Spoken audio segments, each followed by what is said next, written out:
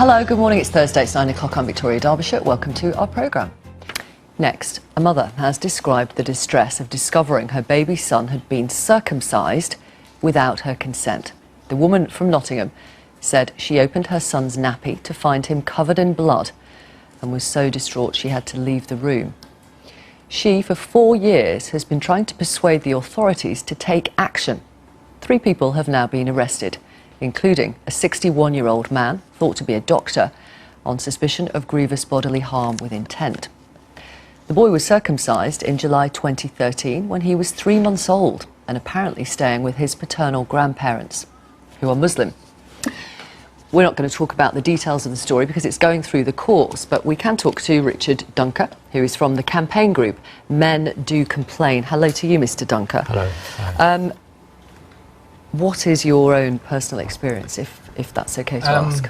I'm a victim turned activist in that I was circumcised as a child, and I've had psychological problems throughout my life. As a result of the circumcision? I believe so. Of course, I'm just an anecdote, and there isn't another Richard out there who hasn't been circumcised, so we've got no possible control. But that is my story. I've sought psychological help along the way, and until I met the charity 15 Square, I thought I was probably mad and alone. I'd fallen off the therapy treadmill in that I just didn't believe what I was hearing, that this can't possibly be a problem. From inside my own head, I knew it was a problem.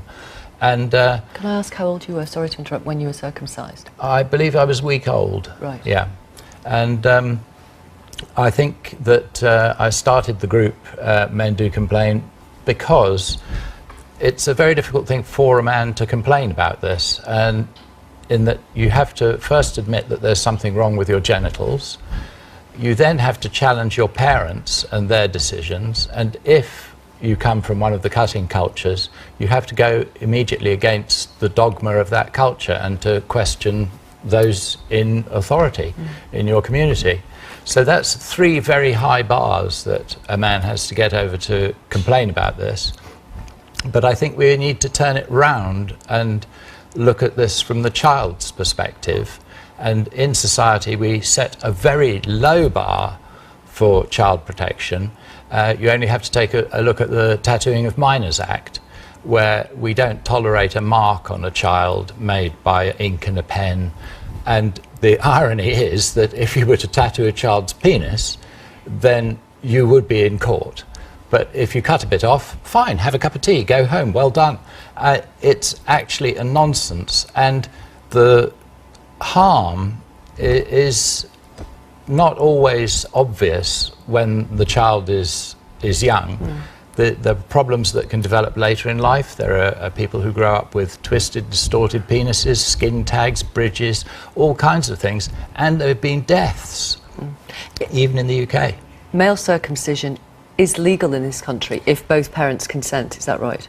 Well, I don't think it is. I would dispute that, in that it's a healthy child that is cut, and any cut through the full thickness of the skin is a wounding under the Offences Against the Person Act. And if there is no disease, and we're all agreed that these are healthy children, then there is no medical defence. It's completely inappropriate treatment, and Should it, sorry to interrupt, Richard, should it be viewed then in the same way as we view female genital mutilation?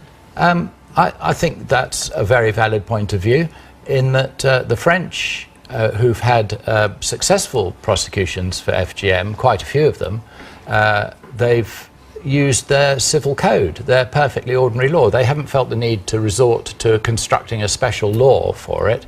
And I think possibly in the UK it was a matter of strategy, that if they could separate FGM, then they might make some further progress, but to bundle the whole thing together would be too complicated to make any progress.